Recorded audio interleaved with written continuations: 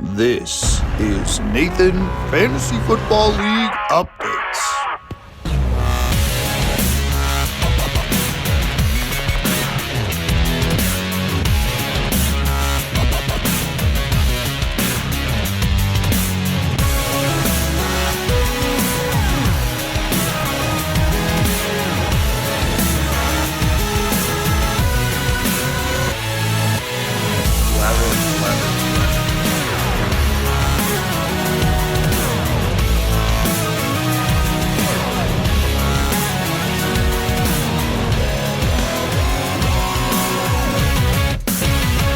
Nathan, Fantasy Football League Updates. November is here and it is that time. The playoff race has hit its final stretch. We are in deadline week for trades. You can't love it more than this if you're a Fantasy Football League manager, because it is the home stretch to try and make the playoffs. And boy, was these past couple of weeks incredible. Last week, week 10 was great, and we are expecting a big week 11 ahead of the trade deadline, which I'm sure will shape up some rosters as well. Let's jump into our week 10 recap, which, man, the standings board has shifted dramatically after last week, and we start with the Tucson Gila Monsters and Lyndon the Crow, who battled it out 1v1 in a pretty monster game. And this one went to the Tucson Gila Monsters 135-109. That marks the 5th straight win for the Tucson Gila Monsters and the 6th straight loss for Lyndon the Crow. They have completely fallen off the face of the earth. They are in panic mode at 3-7, knocking on the door of the worst team in the league. And the Gila Monsters have turned everything around despite every odd courtesy of, you guessed it, the Tucson tie. They went from 0-5, last in the league, to 5-5. We have done it as we try to chase down a back-to-back championship. Season isn't over, job isn't done. Let's take a quick look, though, at this one.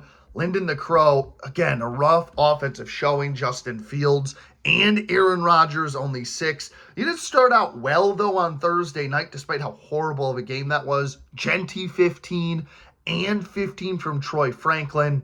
Even George Kittle, was extremely good. 23 fantasy points for him. 19 for Devontae Adams, but Bam Knight, 4. Kyle Pitts, 5. Patriots defense, 1. Rough day at the office when your kicker and defense are outscored by your punter, Logan Cook. But for the Gila Monsters, they did enough to get the job done. Great performance from Josh Jacobs with 19. We were without Jamar Chase this week. It didn't matter. Chris Olave added 21. Finally, we overcome the tight end curse. Dalton Schultz gets into the end zone above 10 points. 18. Welcome to the roster, Dalton Schultz. Kamani Vidal had 17, and the Texans defense from the come-from-behind victory nabbed me 16 in the winner. Big miss off the bench. Aaron Jones with 15 would have outplayed Kenneth Walker. And Juwan Johnson, a better tight end on my bench, but whichever tight end I started, I was in good graces this week. I am finally out of tight end purgatory, and I have 2 pretty solid tight ends I can start on a week-to-week basis. Big misses off the bench for Lyndon the Crow. Well, there were none. It was a very rough week for the Crows. We'll see if they have any more life on their roster, but the Gila Monsters and this Tucson tie are rallying with a decent shot at making it back to the playoffs after a playoff appearance seemed out of the question through 5 weeks. Now there is light at the end of the tunnel, and the Gila Monsters look to keep their streak rolling into next week and hopefully make a playoff appearance for another year in the league. Matchup number 2 takes us over to the Zestmeisters and the Guantanamo Bay Flying Squirrels. Again, it comes down to Monday night for the Flying Squirrels. And again, it's a loss, 142 to 134. For the Zestmeisters, they are now 6-4, knocking on the door of their first playoff appearance, while the Flying Squirrels fall to 3-7, despite being extremely competitive with a solid roster. We'll start first with them. Quarterback play continues to be good with the band of misfits. Jacoby Brissett, 19. Mac Jones with 23. Kyron Williams got you 22. James Cook was the one that let you down this week with 10. JSN, 20 fantasy points in his breakout year, but a donut from Garrett Wilson really hurts. Big misses off the bench, 20 from Tez Johnson, 10 from Montgomery, 12 from Shakir, 10 from Mark Andrews. All would have gotten it done this week for the Flying Squirrels. As for the Zestmeisters, well, Dylan Gabriel was pretty good without no Patty Mahomes. 20 fantasy points for him. 16 from Amon-Ra, 22 from Nico Collins, and 16 from Devonta Smith on Monday night. Got it done for the Zestmeisters. Big miss off the bench. Romo Dunze with 20 and Wan'Dale Robinson with 12. But congratulations, Zestmeisters, back in the win column. One win away from 500, guaranteed for the first time. And the first time maybe making the playoffs ahead for the Zestmeisters. Can they do it? Let's find out. Matchup number 3, the Rocky River Rough Riders took on the Bangkok Ball and Boas. This one was a blowout for the Ball and Boas, 169 to 122. Everything was rolling offensively for the Ball and Boas. Egbuka 23, 27 from Trey McBride. An incredible start late at the flex position from Travion Henderson. Nabbed you 28 fantasy points. Lamar chipped in 16. Disappointing game for Sam Darnold, though, 4 fantasy points, despite absolutely steamrolling Arizona. So kind of surprising there. Big miss off the bench. Alec Pierce with 18. On the other side, Jared Goff for the Rough Riders, 24. Jackson Dart, 26, but might have picked up an injury. We'll have to monitor that. Tough spot for the running back tandem of Robinson and Henry, 10 and 11. Juwan Jennings was pretty good, 17 for him, but outside of that, pretty rough showing from the offense. Big misses off the bench. Really not even a miss. Baker Mayfield with 22. No matter what, your quarterback play has been pretty solid this season, so really good stuff from the Rocky River Rough Riders quarterbacks. They're knocking on the door now at 5-5, but those running backs need to get back to life to support that quarterback room, and they need to find a consistent wide receiver pair if they want a shot at the playoffs. Matchup number 4, honestly, was one of the best games of the year. The Cancun Chameleons took on the Brooklyn Bunnies, and in a shootout, the Cancun Chameleons come away with a win, 170 to 162. The win locks the Cancun Chameleons into the playoffs at 8-2. They have rattled off 7 straight victories. Their offense cannot be stopped. It's almost an average of like 160 a game.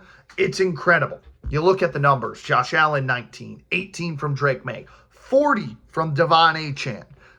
24 from Drake London. Woody Marks, who we thought would be a weak spot, 16. Lad McConkey, 20 fantasy points, and 21 from the Seahawks defense. Big miss off the bench. Well, there were none. Really good starts across the board. And then for the Bunnies, you had a great performance, but somehow you pick up the loss, and it was the quarterbacks that really did you in. 7 points from Jordan Love, 14 from Justin Herbert, 7 from Jay Jettison, 9 from QJ. Pretty rough. The man that carried this team, the best fantasy performance of the year, happened overseas in Germany as Jonathan Taylor continues to make a VVP case. 51 fantasy points, not enough for the Bunnies, who are losers in the highest scoring fantasy player output of the season. Absolutely insane. Warren was pretty good with 17, and Jason Meyer kept you close with 15, but wow, big miss off the bench. Deebo Samuel with 12 could have replaced a couple of pieces there. A stinger, though, of a loss for the Bunnies as the Chameleons locked themselves in the playoffs. The Bunnies fall to 4-6. Man, that offense is good. They just have had some of the toughest losses I think I have seen. They now looking at a win out or 3 of their last 4. really are what they're looking at. They need to get some massive victories coming their way if they want a chance at the playoffs. We'll see. Let's see what the Bunnies can do next week as they try to keep hopes alive for their fantasy season. Matchup number 5. It was the game of the week. The Empire Strikes Back took on the Michigan Avengers. Both these teams trying to be lone first place in the NFC, and it would be the Empire Strikes Back defending that position 162 to 133. Obviously, no Jaden Daniels moving forward. Doesn't matter. Davis Mills, hello, 27 fantasy points. Breece Hall with 19. Etienne with 15. 17 from CMC. Waddles looked good without Tyreek Hill, 19 for him. And Puka added 17. Really good stuff. No big misses for the Empire. They played pretty sound. For the Avengers, well, it was a regression back after a monster week last week. They did get 25 from Caleb Williams and 38 from Jahmyr Gibbs. Only 5, though, from Bo Nix, 3 from Michael Pittman. Rico Dowdle, an honest 15 isn't bad, but Brock Bowers, 3 fantasy points in that horrible Thursday night game. Big misses off the bench. Matty Stafford with 26, 14 from Zach Charbonnet, and 15 from Stephon Diggs, and 24 from J-Mo. Tough look for the Avengers. They now fall to 4-6 and are 3rd in the division. They need to put a couple games together here. The Empire looking to lock up that NFC division with a win and possibly a Gila Monsters loss this week. Could just do that. While the Michigan Avengers, well, they are now fighting for a playoff spot. Things are starting to heat up. So let's jump over to our Week 11 predictions.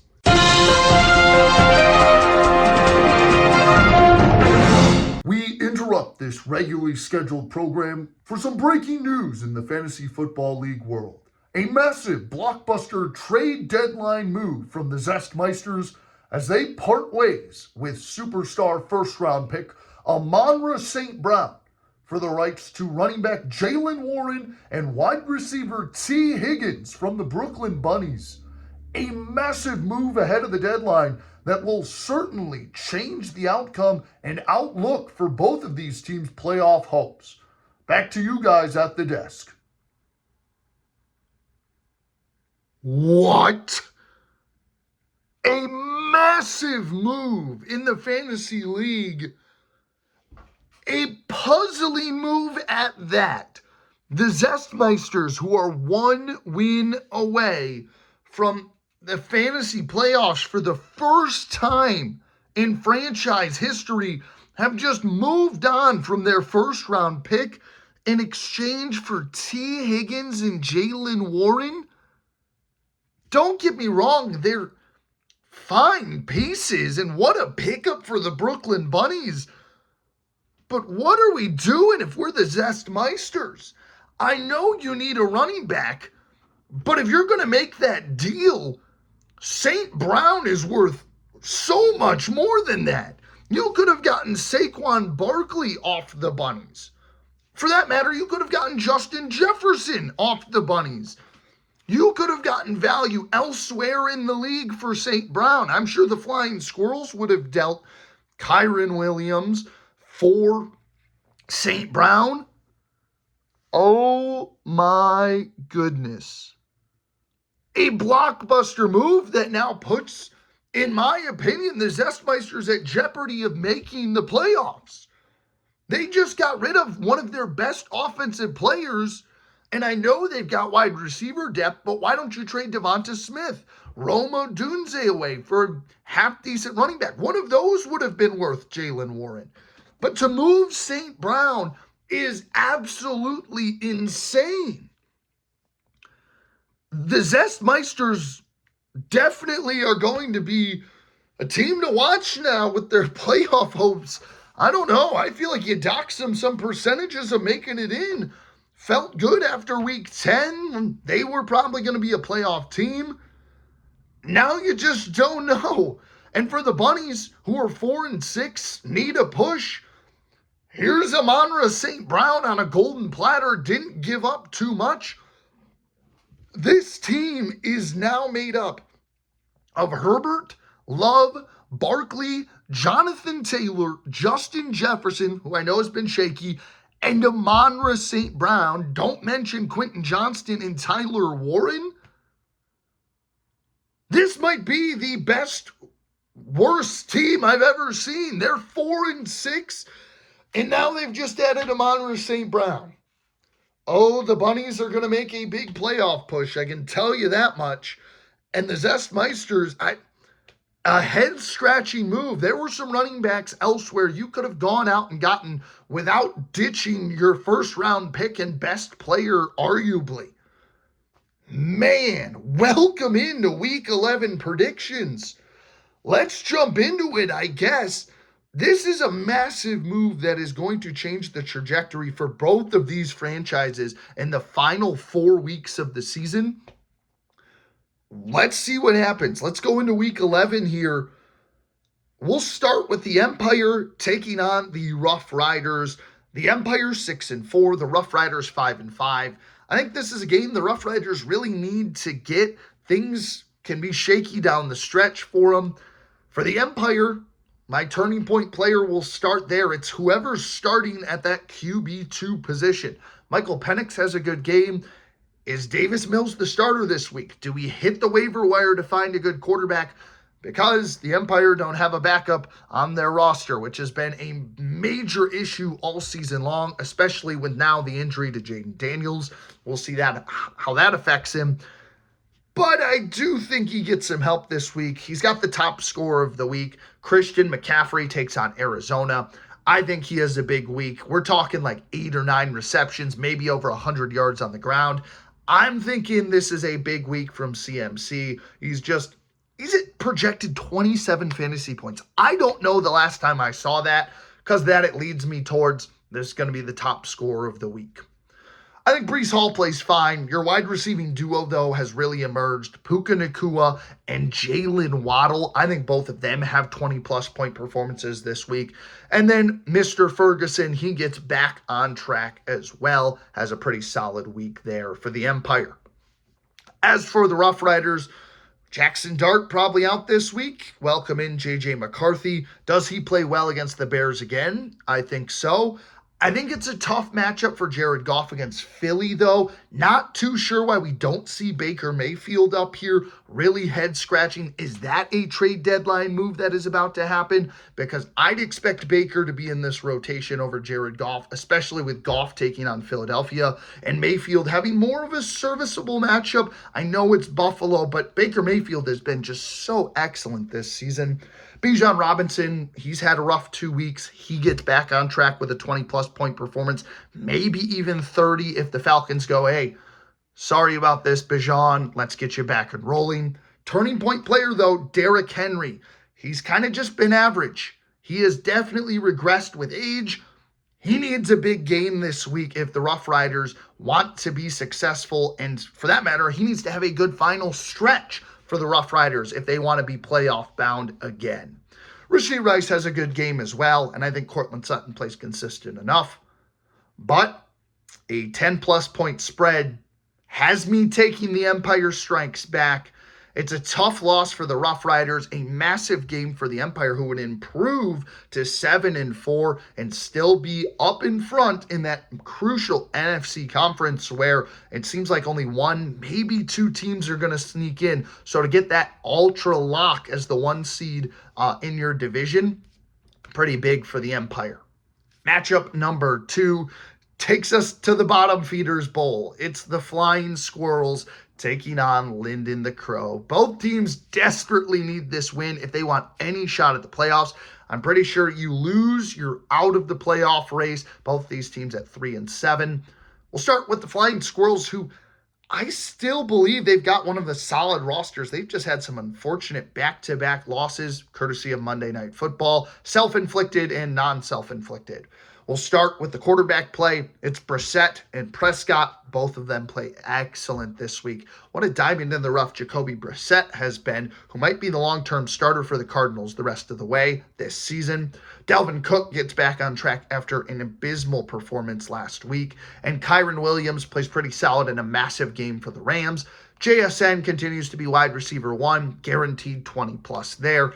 But your turning point player this week is David Montgomery. He's going to slide in at the flex position. I do like what he's cooking up, especially with Dan Campbell now calling the plays. I think he gets involved with the offense a little bit more rather than it just being Monty or just being Gibbs. But I don't think it's going to be any flashy against a tough defensive front for the Philadelphia Eagles. Over to Lyndon the Crow. New quarterback in the building. He's your turning point player. Tua Tagovailoa.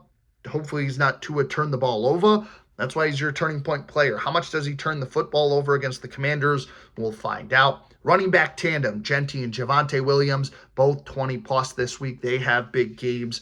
And then Devontae Adams surges in a must-win game, or not a must-win, but a massive game for the Rams and Seahawks. And George Kittle continues to be a top 10 tight end off of returning from his injury. So in a 4-point spread, we've gone 10 weeks without it. Give me Lyndon the Crow. For the first time, it has taken 11 weeks, but I'm taking Lyndon the Crow. I don't know what it is, but I will be taking Lyndon the Crow to finally snap a 6-game losing streak. The Flying Squirrels are living in a nightmare despite having a really solid roster, in my opinion. For the first time, though, I will take Lyndon the Crow. Wow, didn't think I'd say that all season. Matchup number 3. This is a heavyweight battle despite the records. It's the Ball and Boas and the Bunnies. The Bunnies, as you heard, just made a blockbuster trade. The Ball and Boas are 6-4, trying to make it back to the playoffs and, for that matter, win a playoff matchup. It's been quite some time since they've done that. Let's run it through the Ball and Boas roster first. For the Boas, really like Lamar Jackson's matchup against Cleveland this week. I think he goes for 20 plus. Turning point player, though, does have to be Sam Darnold. Don't know what that matchup was last week with the Cardinals. Only 4 points, even though you won 44-22. But Sam Darnold now plays a tougher defense in the Rams. Don't know how I feel about it. I think he struggles this week in a tough matchup.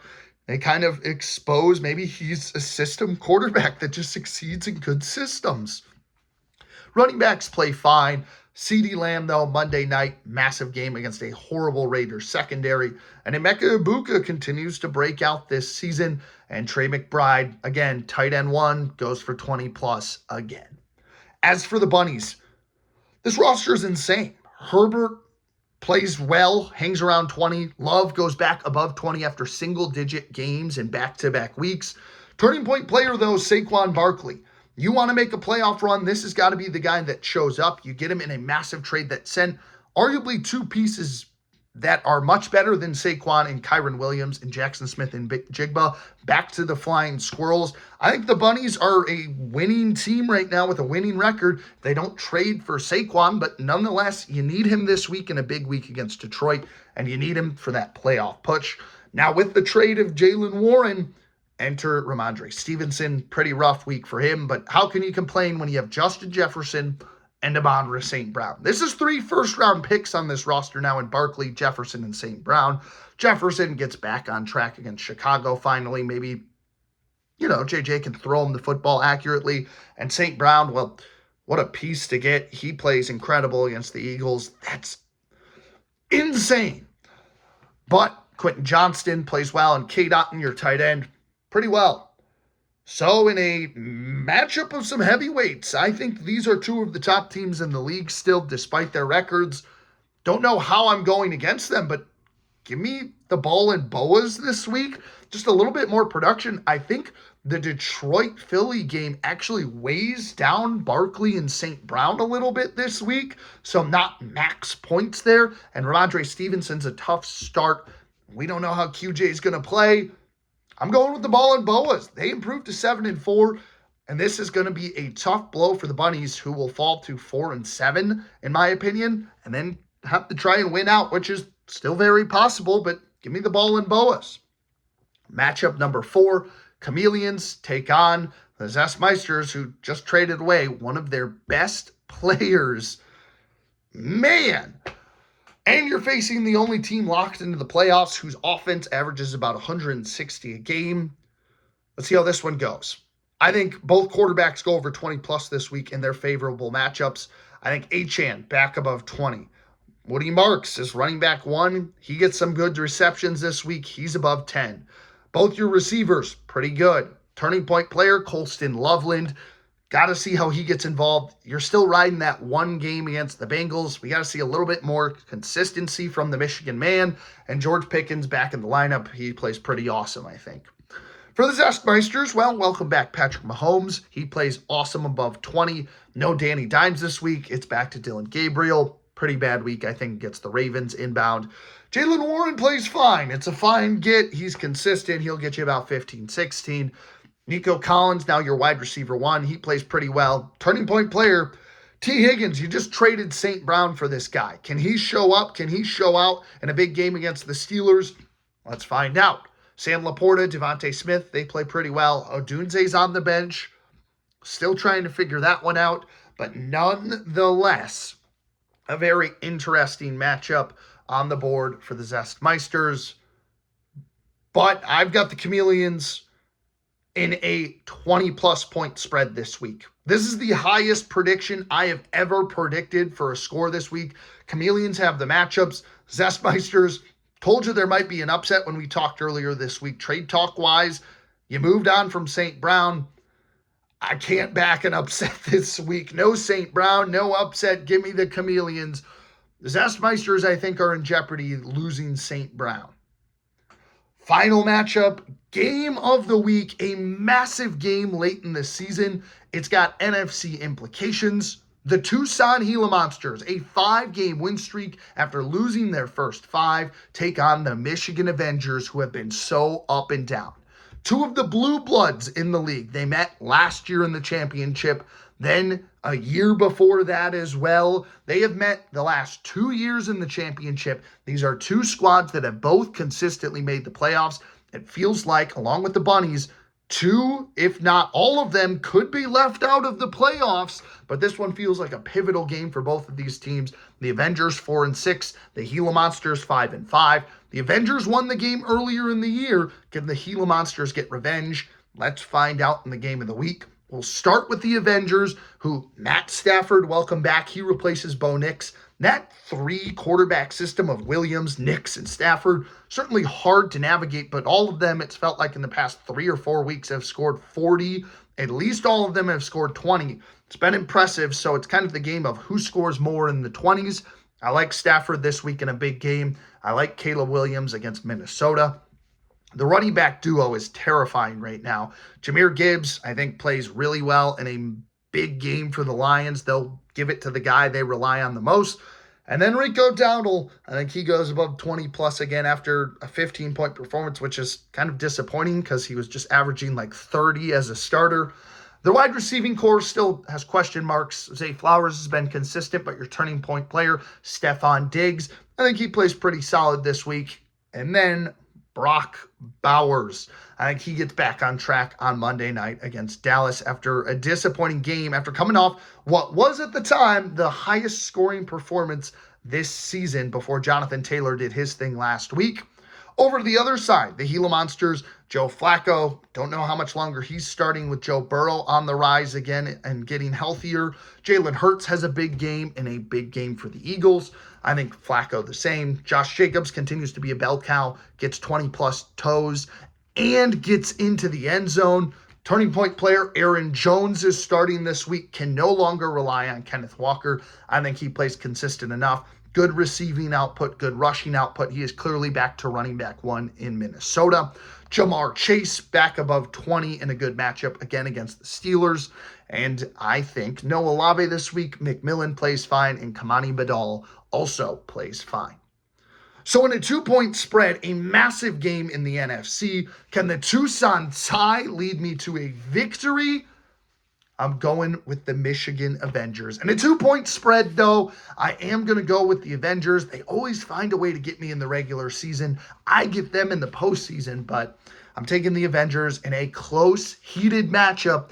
2 points dividing this one. I will show that Tucson tie, though. It's been lucky. 5 straight. Could the Gila Monsters pull it off again?